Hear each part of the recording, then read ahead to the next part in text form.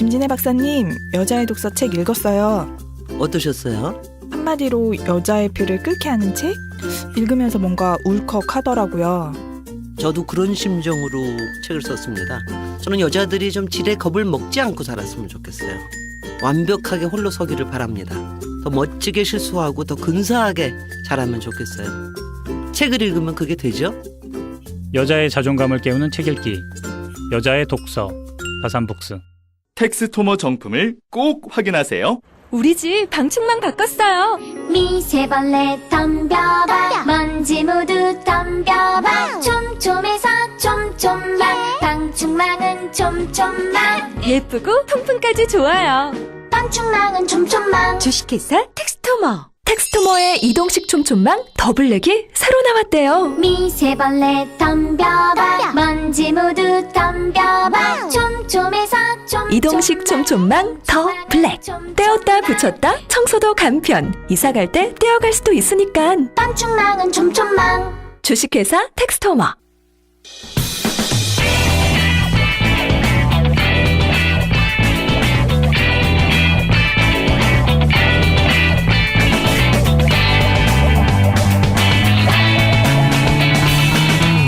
김어준의 뉴스공장.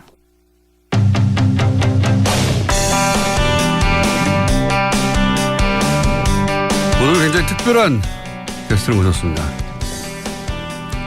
세계에 5극지가 있다는 거 아십니까? 네. 이 5극지를 세계 최초로 정복하신 분입니다. 그리고 열흘 후에 로체, 높은 산인 건 압니다, 제가. 로체 남벽, 이 남벽은 아무도 정복 못했다네요. 로체 남벽 정복을 위해서 히말라야로 열흘 후에 떠나실 홍성택 대장님 저희가 모셨습니다. 안녕하십니까? 안녕하십니까. 반갑습니다. 평상시 이렇게 흥미롭게 청취를 하고 있었는데 저를 불러주셔서 정말 영광입니다. 감사합니다. 인사말을 준비하셨군요. 네. 굉장히 흥미롭습니다. 네. 저희가 항상 이제 뭐 정치 시사 관련된 인물만 모시다가 이 워낙 드문 분야잖아요. 세계 일단 5극지가 뭡니까? 5극지가. 네, 5극지라는 거는 이제 인간의 발길이 가장 닿기 어려운 거. 그다음 식물이 살 수 없는 것을 극지라고 하는데 그 대표적인 그 3극지가 있거든요. 그 남극, 북극. 예, 그 1극지가 북극점. 네. 그다음 2극지가 남극점. 예. 그다음 3극지가 에베레스트 정상.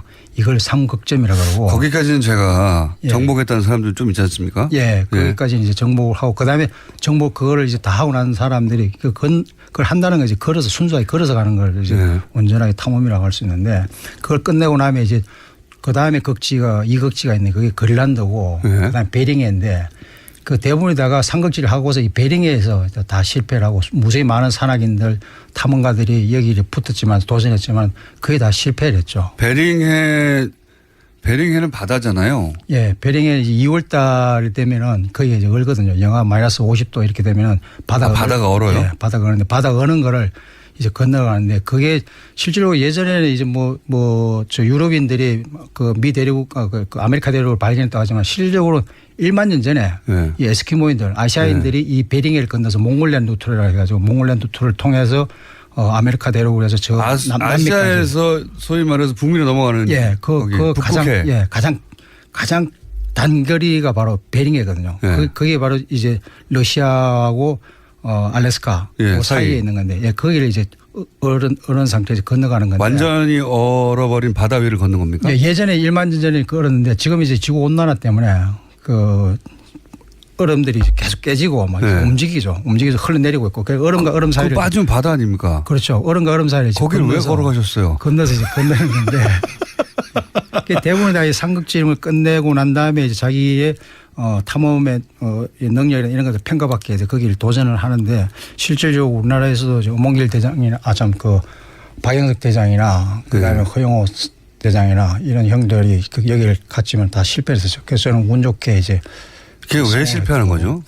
여기는 뭐 정말 어떻게 보면 탐험의 하이라이트이고 북극점 축소판을 할 수 있는 것이고 굉장히 뭐 다이나믹하게 움직이거든요. 얼음들이요. 얼음들이 움직이는 게 태평양 쪽으로 흘러내려가고 있거든요. 얼음을. 예. 흘러내려가고 있는데 흘러내려가는 거기를 이제 가로로 질러서 러시아에서 이제 알래스카로 건너가는 거거든요. 네. 그러면서 거기에 이제 비우주적인 요소들이 굉장히 많습니다. 그걸 리드라 그러는데 이 얼음과 얼음 사이가 이제 바닷물이 생성되는데 거기 빠지는 경우도 있고 뭐 곰이 나타나는 경우도 있고 이 폴라베어 같은 경우는 북극곰들은 이 굉장히 또 영리하고 뭐 살아있는 모든 동물체들은 다 자기 먹잇감을 생각하고 네. 끊임없이 자기가 한번 목표물을 설정하면은 이 곰들은 끊임없이 이게 저희들이 이게 그 뒤에서 쫓아옵니까? 예, 쫓아오면서 그것도 모습을 감춘 채 뭐 도망가다 싶으면 2, 3m 또 저 멀리서 보고 있고 뭐 100m 근간에서 따라오는 경우도 있고 뭐 그런 것들이 굉장히 스트레스죠. 그런 위험 요소도 북극곰이 있고. 쫓아오기도 했어요. 그렇죠. 그리고 이 뭐 곰이 우리는 뭐 미련한 곰이라고 얘기하는데 절대로 미련하지 않습니다. 이 곰이. 그러면은 그렇게 바다가 언 데를 걷다 보니까 그게 갈라져 가지고 예. 거기 더 이상 못 가는 경우도 있고. 그렇죠. 이 얼음들이 계속 밑으로 흘러내리거든요. 흘러내리는데 우리는 그 옆으로 가로질러서 가야 되는데 대부분 다가 이제 탐험 한 7, 8일 때쯤 되면은 빠른 속도로 가만히 있으면 유빙이 막 흘러서 1시간에 뭐 3km씩 막 이렇게 떠내려가거든요. 네. 가만히 있으면 자다가도 이제 뭐 일어나면은 태평양으로 이제 빠져가지고 조난이 되는 경우도 있고 예전에 그래서 박예석 대장 같은 영석영 같은 경우에도 그래서 구조되는 상황이 발생했고 그래서 그 이후에 제가 갔는데 어느 시점에 되면은 성택이 너도 어느 시점에 빠른 속도로 떠내려갈 거다. 그때는 이때는 이거 어떤 상황이라도 떠나야 돼. 떠나지 않으면 너도 너 역시 나처럼 구조될 거다. 그 상황을 저에게 듣고서 가르쳐 준 거죠. 그래서 저도 어느 순간 그 당시에 블리자드 온 상태에서 뭐 눈보라가 막 치는데. 예, 블리자드 온 상태에서 저희 13시간 정도를 걸었어요. 그리고 저희들 뭐 다 찰진항도 힘이 싹 다 빠진 상태에서 밤이 되어가지고 텐트를 치는데 텐트도 뭐 발이 너무 세게 부니까 텐트 칠 수가 없어가지고 뭐 온갖 노력 끝에 다 쳤는데 텐트 다 찢어지고 또 폴대도 부러지고 그런 상황에서 들어갔는데 뭐 밥에 먹을 힘조차도 남아있지 않은 상태가 된 거죠. 그래서 좀 쉬었다가 일어나가지고 밥을 해먹는데 대장님 마이크가 자꾸 귀로 가고 있습니다. 아 예. 그래서 밥을 해먹고 나니까 이제 막 이게 떠내려가는 거죠. 아 영석이 얘기한 그 시점이 바로 여기구나. 그래서 가야겠다. 안 그러면 우리는 여기서 조난 당할 거냐 아니면 성공할 거냐 그 두 가지 기로에 있어서 밥 먹을 동안에 대원들 얘기를 안 했죠. 이게 떠나야 되나 아니면 여기서 그냥 구조되는 거냐. 그래서 생각하고 한참 고민 끝에 밥 다 먹고 야 우리 이런 상황인데 떠나야 자지 말고 가자. 예. 오히려 걷자. 예. 그러니까 대원 다 뭐 한마디 그 얘기도 없이 다 준비하겠습니다라고 그래 다시 떠나는 거죠. 그래서 베링해 엽을 그렇게 도보로 걷는데 얼마나 걸립니까? 그게 80km 직선거리는 80km 정도 되거든요. 그래서 저희들이 걸었던 거는 7박 8일에 건넜습니다. 건너서 마지막 그 첫 번째 마을이 마이크가 점점 길어 가고 있습니다. 대장님. 그 우엘레라는 곳이 도착을 했는데 거기에 우엘레에서 마을이 저희들을 도착하는 거 보고서 당신들 어디서 왔느냐. 그래서 러시아에서 건너왔다. 난 너희들이 어디서 온 사람인 거 알고 있다. 뉴스를 통해서. 근데 정말 너희들이 여기서 건너왔다니까 이 사람이 믿지를 않는 거예요. 그러고 난 다음에 너희들 잠시만 기다리라 하고서 막 마을로 들어가가지고 마을에 들어가서 거기 책임자를 불러와가지고 저희들을 만난 거죠. 에스키모. 예, 에스키모인들이 거기에 사는 이후로는 처음으로 건너가신 거예요? 예, 그렇죠. 그게 제가 공식적으로 처음입니다. 그때가. 이야. 며칠 걸리셨다고요? 7박 8일 걸렸습니다. 7박 8일 동안? 예. 그게 정말 이렇게 엄청난 강경이 이게 에베레스트 가는 것보다 힘들었습니까? 예.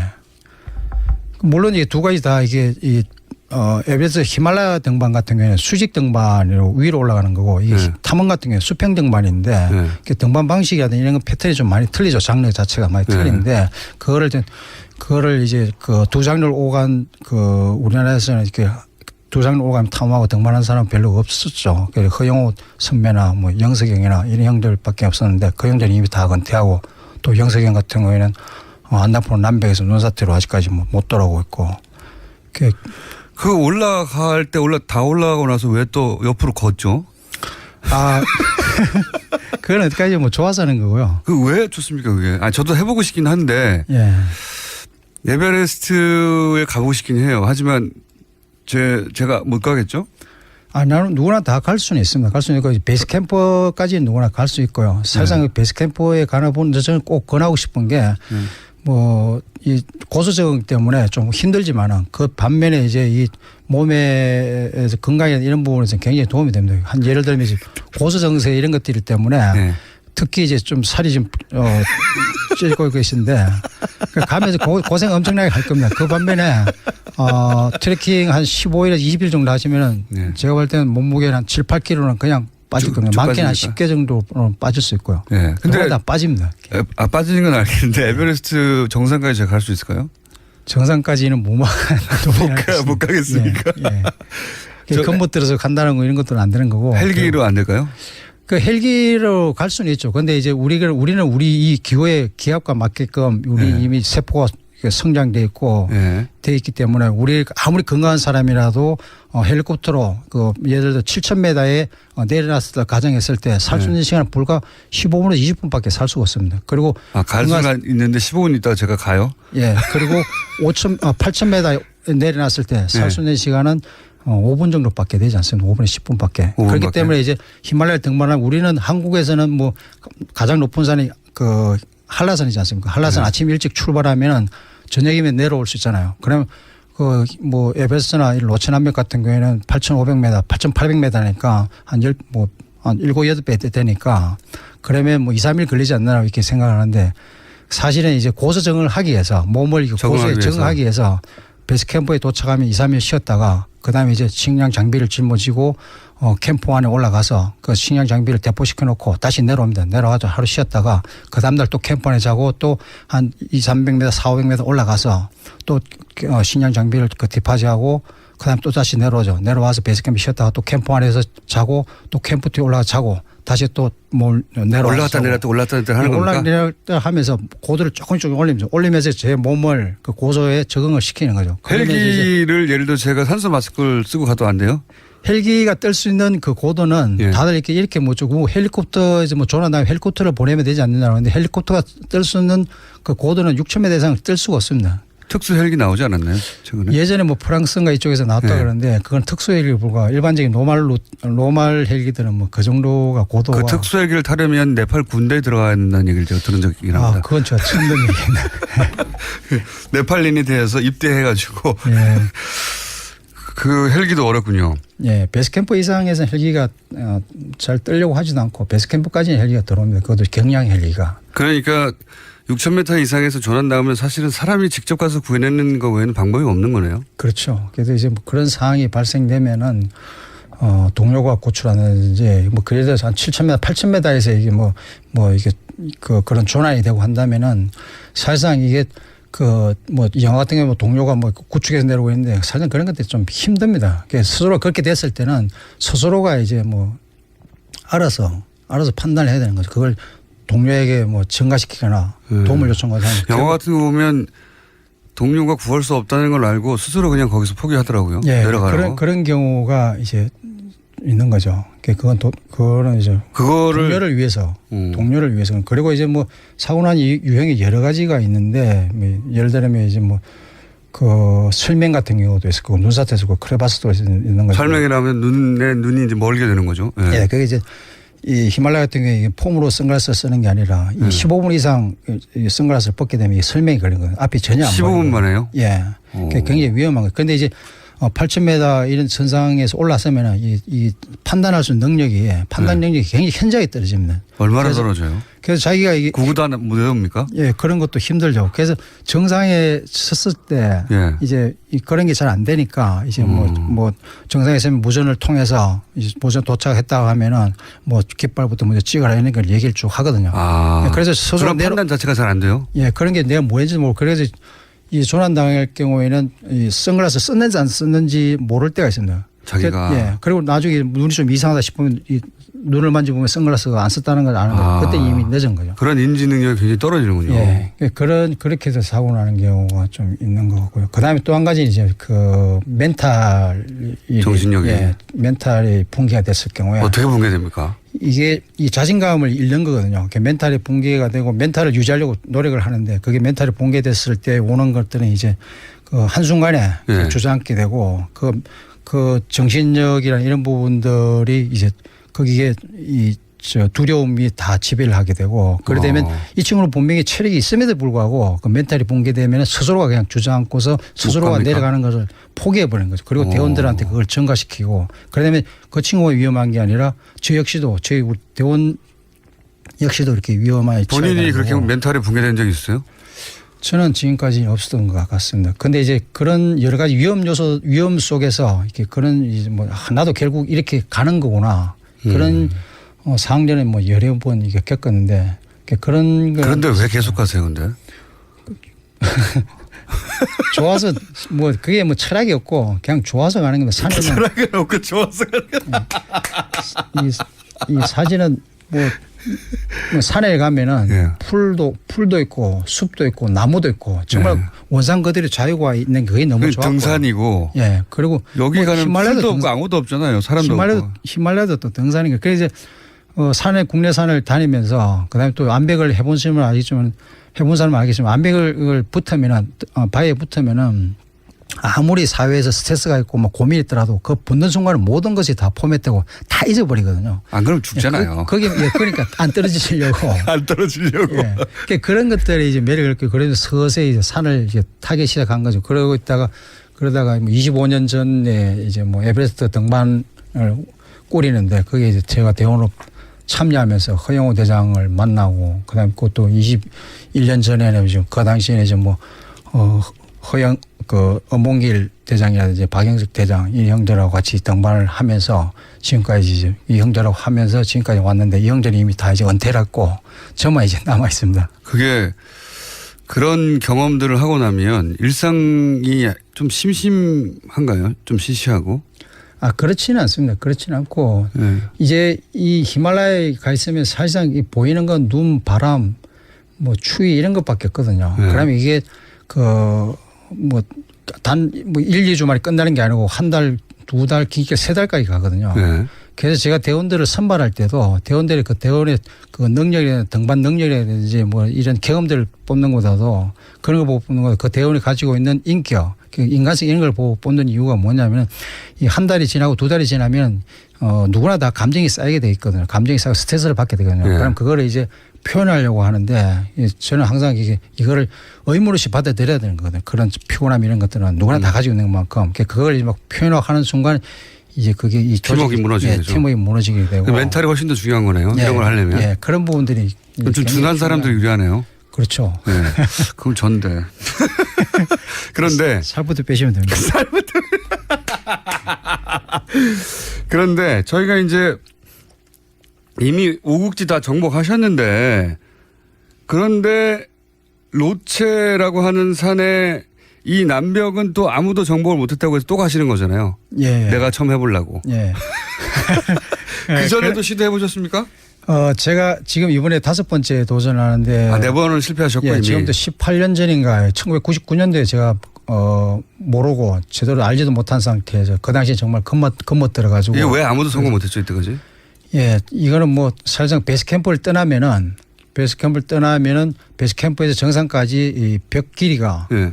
벽 길이가 3,300m 됩니다. 그래서 캠프 벽 안에 길이만요? 예, 벽 길이는 3,300m가 되고 그다음에 캠프 안을 떠나면은 이 두 발이 지면에 닿는 곳이 단 한 군데도 없습니다. 다 앞발로 이용해서 프론트 포인팅을 해서 등반을 해야 되는 그러니까 곳이 바로 그냥 직벽을 3.3km 올라가는 거예요? 예, 3.3m. 베이스 캠프를 떠나면 쉴 데가 없어요? 예, 그리고 이제 텐트도 뭐 텐트 치고 말하면 그러면 하지 말아야죠 거기도. 그럴수록 더 흥미로운 거죠. 그런 이제 텐트 칠 자리에 이제 겨우 이제 뭐 눈을 깎아가지고 눈을 파고 들어가가지고 텐트를 치는 경우도 있고. 벽에. 예. 절벽에 매달려서. 예. 절벽에 매달린 경우 없고 뭐 대소변 같은 게 절벽에 매달려서 이렇게 볼 수 있지만 이제 잠자리는 꼭 펴놔야 되는 거니까 눈 같은 거를 파고 들어가가지고 설동을 판다든지 아니면 눈을 파고해서 눈이 벽에 붙어 있는 걸 파고 들어가서 잡니까? 예, 파고 들어가서 거기에 텐트를 집어넣어가지고 하는데 이게 사실 이제 로체남벽이라는 거는 세계 산악인들이 가장 동경하고 오르고 싶어하는 산 중에 하나의 산이고 그다음에 지금까지 전 세계 산악계가 아직까지도 풀지 못하는 숙제로 남아있는 게 바로 로체남벽이에요. 다른 산들은 다 이게 뭐 극복이 되고 다 올랐지만 유일하게 남아있는 곳이 바로 이 로체남벽입니다. 처음에 올라가셨을 때 어떻게 실패하셨어요? 그때는 이게 뭐 이거는 저 도저히 등반을 할 수 없는 그런 거다. 이건 내 능력 밖이라고 생각을 하고. 어느 지점까지 올라왔다 내려오셨습니까? 그때는 뭐 6,800 정도. 그러니까 3.3km 중에 얼마나 하다가 그 캠프 이제 2에서 캠프 3 가다가 이제 한 1km 정도 올라가다 내려오신 거예요? 예, 내려온 거죠. 그럼 2.2km, 2.3km 남겨놓고 내려오신 거네요? 예, 그래서 이제 그 세계 산악회가 정말 뭐 내놓은 각 국가들이 다 붙었던 거죠. 다 붙으면 실패했던 거고. 가장 그 성공에 근접한 게 몇 킬로까지 올라간 사람입니까?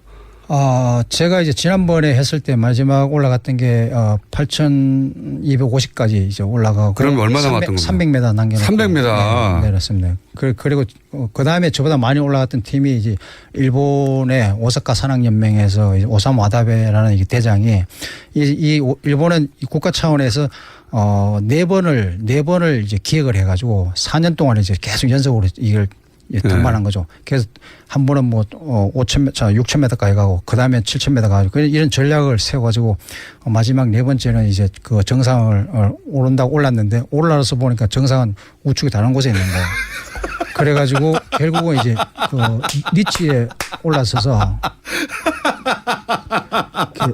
정말요? 오르긴 올랐는데 그게 올랐는데 그 이산이 아닌가 봐가 되는 거예요? 예, 리치에 올라서 결국 실패를 했죠. 그리고 제가 그 오사무 와다베를 만나기 위해서 오사카로 갔죠. 가니까 미스터 황원 나의 이런 그 오류를 밟지 마라 하면서 이 길은 절대로 아니다. 이 길은 어느 누구도 올랐다고 한 사람이 있지만 이건 다 거짓말이다. 그리고 이 길을, 사람이 할 수 없는 길이다. 이 길을 가라라고 이제 저에게 얘기를 했죠. 다른 루트로. 예, 그래서 다른 루트를 이제 정한 게 지금까지 제가 요 근래에 2번 도전을 했는 그 루트인데 그쪽이 가장 안전하고 낙석이나 눈사태로부터 위험으로부터 그나마 이제 피할 수 있는 곳이 300m까지 올라갔는데 300m밖에 안 남았는데 왜 내려오게 되는 겁니까? 그 당시에 이제 저희들이 공격할 때는 항상 이 날씨를 봤거든요. 네. 안전상에 날씨 그 일기예보를 받아서 보는데 그 당시에 뭐 3일 동안 시간당 150km의 바람이 막 히말라야 7,000m 상에 불었고. 너무 위험해서. 예, 불었는데 캠프2에는 이미 그 텐트가 다 날아간 상태고 물론 뭐 그 상태에서도 제가 오로지 정상만을 위해서 목표만을 위해서 제가 정상을 꼭 올라야겠다 하면 갈 수는 있었겠죠. 하지만 이 안전이 담보되지 않은 상태에서 간다면 정상을 갈 수 있겠지만 누군가는 희생이 돼야 되고 누군가 다치게 되는 거죠. 그래 되면은 설상 성공했다 하더라도 저는 그걸 성공이라 볼 수 없는 거거든요. 그래서 저는 이번도 마찬가지고 안전이 담보되지 않은 상태에서는 그런 무리한 등반은 그거는 해서는 안 된다고 생각을 합니다. 일본은 그러면 국가 지원을 해서 4년 연속으로 했으면 그리고 나서 이걸 못하는 거라고 포기한 거잖아요. 예. 우리나라에서는 그러면 어디서 스폰서를 받으십니까? 이게 사실 협찬받는 게 이게 히말라야 등반하는 것보다 더 어렵고 힘듭니다. 그래서 이번 같은 경우에 이제 내셔널 지오그래픽에서 내셔널 지오그래픽 그 유명한 내셔널 지오그래픽에서 이제 이 사실을 알고 후원을 하고 노체 남벽이라면 내셔널 지오그래픽 정도 붙는군요. 예, 내셔널 지오그래픽에서 이제 붙어서 이거를 촬영하고 그 다음에 국내에서는 G7 홀딩스에서 이게 하나의 역사가 되고 또 국가적인 차원에서 도전 정신을 이렇게 키우는데 많은 계기가 될 거다, 좋은 계기가 될 거다 해서 G7 홀딩스하고 또 G7 재팬이라고 있어요. 일본에서도 관심을 가지고. 일본 자기들 하다 실패했으니까 더 관심이 있겠네요. 그래서 이제 협찬을 받고. 그때 이렇게 막 패치 같은 거 붙이고 하잖아요. 옷에. 예. 스폰서. 예. 뉴스 공개는 좀 안 됩니까? 협찬을 좀 받아주십시오. 저희도 방송을 하는 게 협찬이지 않습니까? 이번 같은 경우에 이제 내셔널 지오그래픽에서 관심을 많이 갖고. 아니, 말씀해 주셔야지 넘어가시면 어떡합니까? 예. 아니, 정식으로 안 되면 손으로 써서 이렇게 붙여가지고. 한번 그렇게 하도록 하겠습니다. 저 헬멧에 매직으로 쓸 수 있잖아요. 뉴스 공장이라고. 예. 알겠습니다. 그리고 왜 정상에 가면 위성 전화로 성공했다 이렇게 확인하는 전화 하지 않습니까? 예, 위성 전화를 하게 됩니다. 그게 국제 전화도 됩니까? 예, 위성 전화로서는 어디든지 다 가능하죠. 뉴스공장하고 30초 인터뷰하면 안 될까요? 예, 그건 가능합니다. 근데 저야 뭐 영광이죠. 저희도 영광인데, 근데 그럴 경우에 저는 걱정되는 게 그거예요. 정상은 정말 코딱지만 하더라고요. 예. 한두 사람 간신히 서 있을 정도. 예. 저는 거기 내려놔도 무섭겠던데. 거기서 정신이 또 가물가물 한다면서요, 그때. 뭐 많은 사람들이 뭐 정상에 서면 어떤 감흥이라든지 이런 거 있지 않느냐 말하는데 사실상 그런 생각 전혀 안 듭니다. 워낙 너무 지쳐 있었기 때문에 예. 이 더 이상 오르는 거에 대해서 이 고통에서 이제 벗어난다. 더 이상 오르지 않아야 된다라는 그런 기쁨. 예, 기쁨이 우선 먼저 지배적으로 나타났고. 제 말은 그때 통화하면 약간 정신이 없어가지고. 그때는 정신을 차려야겠죠. 자, 그러면은 헬멧이나 예. 어디 팔뚝이나 아무데나 뉴스공지 하나 써주시고요. 예, 알겠습니다. 그리고 가능하다면 예. 짧게라도 예. 축하드립니다. 감사합니다. 아, 한국에서 예. 뵙겠습니다. 예. 이 정도 그런 통화도 영광을 주시면은 예. 뭐 제가 정말 진정으로 영광이라고 생각하겠습니다. 꼭 성공하시길 빌고 사실은 성공은 올라가는 게 아니라 완전히 내려오는 데까지를 성공이라고 하는 거잖아요. 예. 그렇죠? 예. 그래서 내려오는 게 더 위험하다면서요. 예, 내려오는 게 굉장히 위험해요. 그래서 올라갈 때의 체력을 네. 100이라는 체력이 있으면 올라갈 때의 60%의 체력을 소진하고 나머지 40% 내려올 때 써야 되는 거거든요. 자기 체력을 점검하면서 가야 되는 거군요. 예. 내가 내려갈 체력이 남아있나 안 있나. 예, 그래서 정상을 목표로 해서 가면 되면 반드시 이제 그런 체력 안배 이런 부분들 없이 그냥 정상에 도달하게 되면 내려올 때 이제 그런 위험이 있을 수 있고 대장의 의무로서는 이 공항에서 출발할 때 인원과 돌아올 때 인원이 항상 같아야 되거든요. 거기에서 일어나는 뭐 사고 이런 부분도 다 대장의 잘못이고 대장의 책임인 만큼 그 안전에서는 뭐 어느 때보다도 물론 누구나도 다 이게 신경을 쓰겠지만 안전이 가장 중요한 것 같습니다. 그 루트는 원래 성공을 하면 그 루트에다가 사람 이름을 붙이잖아요. 보통 그렇죠. 예, 루트 이름을 붙이고 아니면 국가 이름을 붙일 수 있을 것 같고 아니면 협찬사 이름을 이렇게 뭐 붙일 수 협찬사 이름이요? 그거는 뭐 누가 그 권한이 있습니까? 그건 원정대 대장한테 있거나 원정대에 그러면 있는 대장님한테 권한이 있는 거예요? 거죠. 예, 그럴 수 그 있겠죠. 루트에 저희도 약간 껴들어가면 안 될까요? 홍성택 뉴스공장 이런 걸로. 그 루트도 그럼 성공하시면 홍성택 루트가 되겠네요. 뭐 코리안 루트 또는 뭐 여러 홍성택 루트가 될 수 뉴스 있겠죠. 팩토리 어떻습니까? 예, 뭐 그거는 이제 성공하는 후에 이제 고민을 해봐야겠죠. 그래서 협찬사하고 협의를 해서. 그 성공한 다음에 얼마나 있다가 붙이게 되죠 이름을? 그걸 이제 내려와서 네팔 정부 관광성에 그걸 이제 브리핑을 하게 됩니다. 보고를 하고 네. 그리고 난 다음에 뭐 자연스럽게 그 이름이 이제 붙이게 되는 시간이 좀 있군요. 성공한 예, 다음에. 예. 그때 그럼 협상하도록 하죠. 예. 그렇게 하겠습니다. 꼭 성공하시길 빕니다. 예. 지금까지 오국지를 정복한 사람은 없다. 예. 유일하신 거고. 예. 로체 남벽까지 정복하면 이거 육국지라고 해도 되는 거 아닙니까?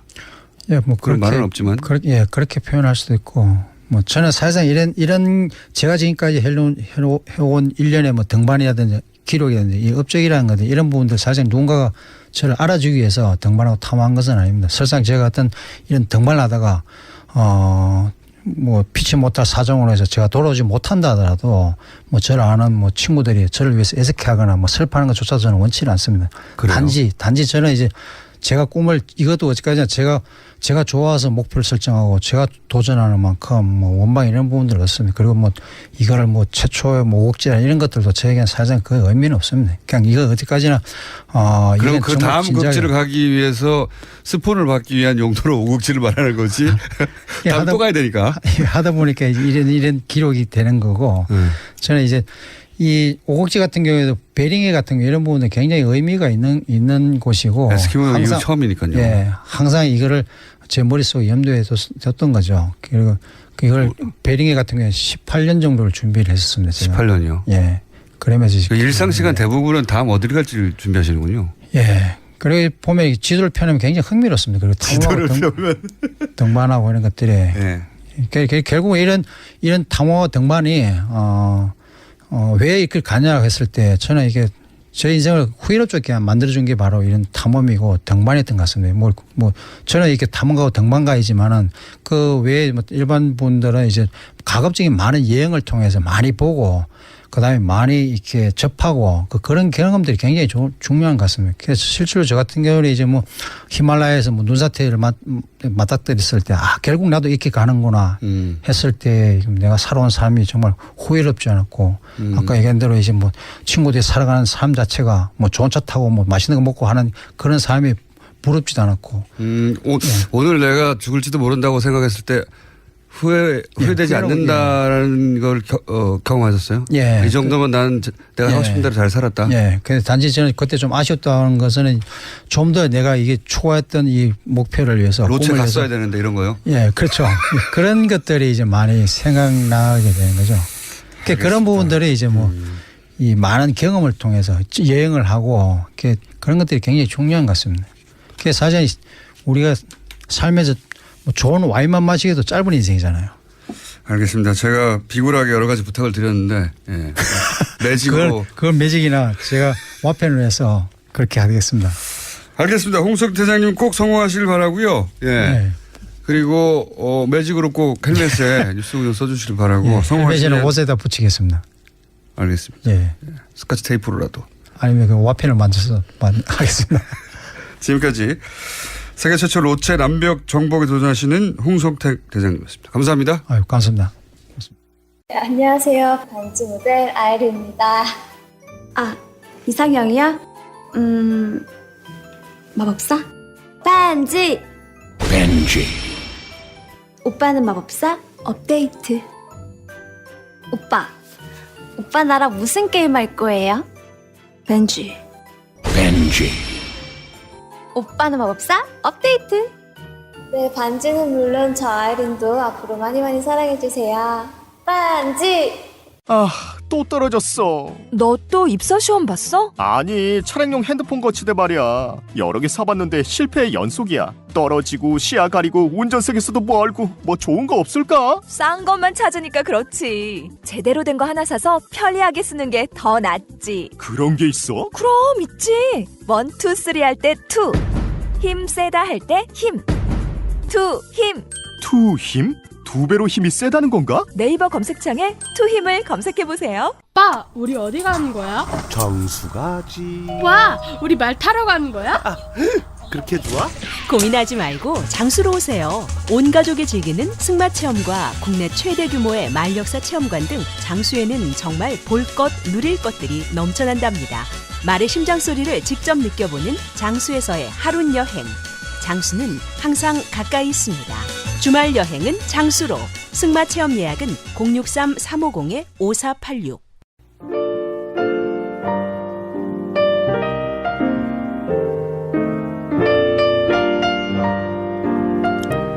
불친절한 에이스. 홍 대장님에 대한 문자 굉장히 많네요. 예, 그리고 너무 비굴한 거 아닙니까? 하는 문자도 많습니다. 좀 비굴하면 어떻습니까? 세계 최초로 로체 남벽을 오르는데 저기 유성 매직으로 조그맣게 써달라고. 그리고 굉장히 인상적인 것은 내가 오늘 죽는구나 하는 순간을 맞닥뜨렸는데 생각해보니 나는 후회 없다. 그 정도면은 굉장히 제대로 된 삶이죠. 예. 그렇게 살다 가는 사람 많지 않습니다. 예. 그 점에 있어서 홍 대장님의 성공을 빕니다. 다시 한번 이 얘기를 듣고 싶네요. 오셔가지고 잘난 척하는 거 듣고 싶고. 자, 그리고 민원연에서 민원 문자가 하나 왔네요. KBS, MBC 최근 많은 분들이 파업하시고 항의 중이죠. 돌마구라고 KBS, MBC 지금 문제가 된 분들 물러가라고 하시는 분들이죠. 이 돌마구라는 사이트에서 그런 운동을 하고 계신데 오늘 청계광장에서 오후 7시에 가수 한영애 씨, 전인권 씨 그리고 세월호 5.16 합창단 함께 모여서 불금쇼를 한다고 합니다. 예. 오후 7시 청계광장입니다.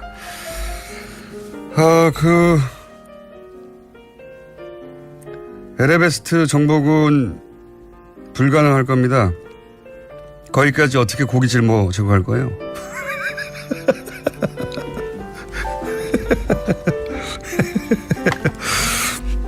설득되고 있습니다. 여기까지 하겠습니다.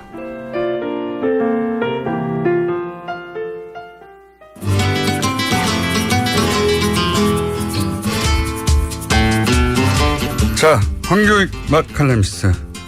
안녕하세요. 네, 지난주에는 전화 연결이어서 원래는 한 10분 정도 내려고 그랬는데 저희 PD가 3분으로 만들어놨더라고요. 3분도 안 된 것 같아요. 뭐 1분 조금 남겨두고 전화 연결해가지고 인사만 하게끔 하는. 지금도 이 시간 보니까 제 앞 시간 다 먹었더라고요. 보니까 원래 근데 워낙 중요한 분이 나오셔가지고 거의 5분 정도는 제 또 잘렸어요. 네. 네. 항상 이렇게 푸대접을 받으면서 로체 남벽에 밀리신 겁니다. 알겠습니다. 로체 남벽 이름 정할 때 루트. 예. 황 선생님하고도 지금 나가시면서 홍 대장님이 사진 찍었거든요. 네, 사진 찍었어요. 예. 너무 존경하시는 분이라서. 예.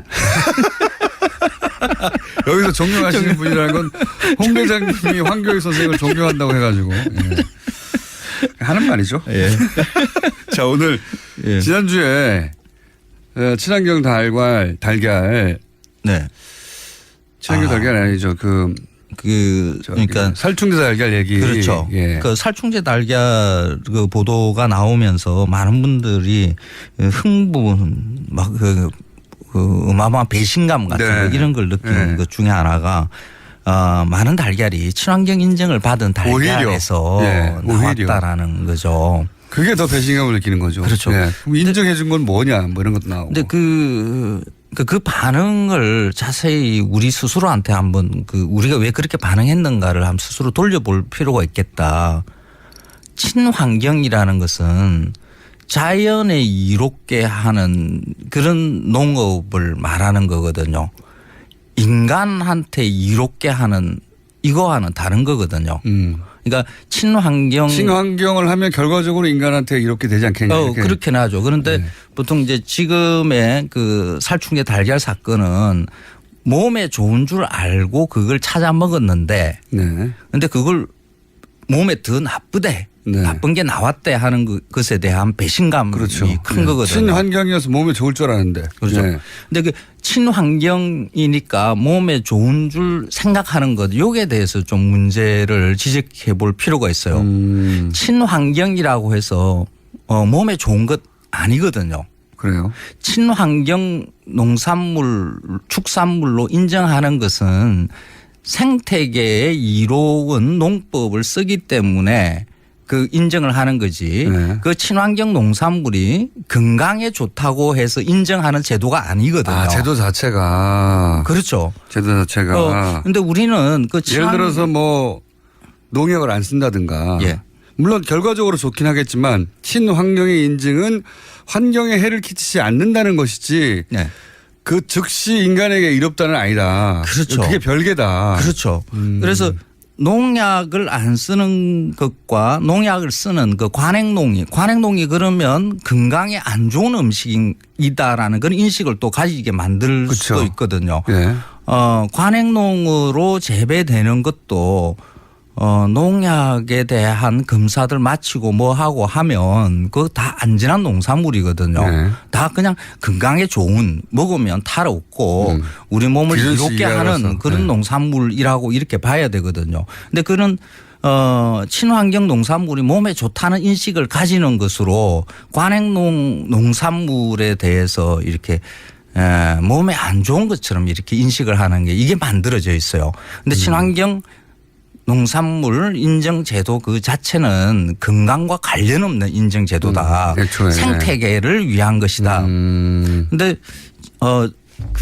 이 제도가 만들어진 친환경 농산물 인정제가 만들어진 이유가 우리나라만이 아니라 전 세계의 농업 그 자체가 자연을 약탈하는 그런 농업이기 때문에 자연을 한다는 것은 땅의 그 유기물이나 뭐 이런 지력들을 갖다가 너무 많이 빼앗는 거죠. 그러니까 한 면적에다가 똑같은 작물을 계속해서 이렇게 키우다 보면 땅의 힘이 좀 이렇게 떨어지거든요. 그런 또 농약도 많이 치게 되면 여러 다른 주변의 생명체들한테 또 영향을 미치죠.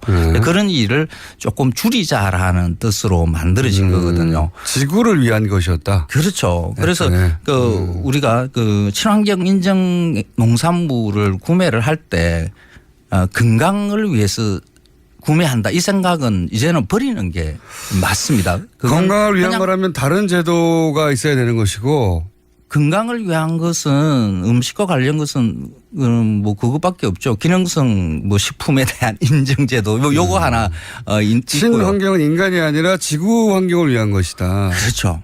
애초에 취지 자체가 그렇죠. 이 농업이라는 그 자체가 그 자연을 약탈하는 일이거든요.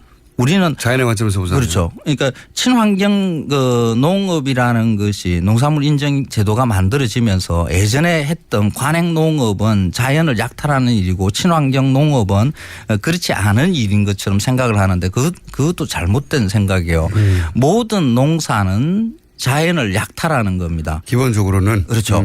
그 원래 아무 인간이 간섭하지 않고 그냥 내버려 두면 그냥 풀이 자라고 벌레가 붙고 동식물이 그냥 와서 이렇게 살죠. 그게 자연 생태계입니다. 근데 농업이라는 것은 어떤 농업이든지 간에 인위적이고 그렇죠. 경우를 하고요. 땅을 갈고요. 그 땅 갈아놓은 땅 위에 단일의 작물을 심고 키워서 먹죠. 가축도 똑같습니다. 원래 자연 상태에서는 그냥 내버려 둬야 되는 거죠. 그런데 우리가 인위적으로 소, 돼지, 닭 이런 것은 인간에 유리하게끔 품종 개량을 하고 집단적으로 사육을 하죠. 그러니까 그 어떤 가축 사육도 자연을 약탈하는 일이죠. 그러면 똑같이 다 약탈하는 일인데 그게 조금 덜 자연 생태계에 해를 끼치지 않는 방법이 뭐가 있을까에 대한 그런 궁리에서 나온 것이 친환경 농산물 축산물 인증 제도다 이렇게 생각을 하셔야 돼요. 그거 이해했습니다. 이해했는데 그럼 앞으로 이 살충제 계란 사태 그 외에 다른 사실은 뭐 육류라든가 다른 품종으로 이게 확대될 공산이 굉장히 큰 것 같아요. 앞으로도 그렇죠. 그렇고. 지금 계속 뭐 여러 가지 막 유럽에서도 뭐 들어가고 있어요. 지금 오늘 아침 뉴스 보니까 뭐 E형 간염 유럽에서 돼지고기 그 가공품에 대한 그 걱정들도 생겼는데. 그러면 인식의 전환을 지금 1분 남았는데 인식의 전환을 어떻게 해야 되는 겁니까? 이 먹거리에 대해서. 근본적으로. 지금 산업사회로 그 인류가 이렇게 그 사회로 살면서 대량으로 생산하고 대량으로 소비하는 일은 이제는 어쩔 수가 없고요. 되돌릴 수가 없죠, 이제. 그렇죠. 뭐 공장제 축산 이걸 갖다가 벗어난다는 것은 거의 불가능하다고 봐야 되는 거고요.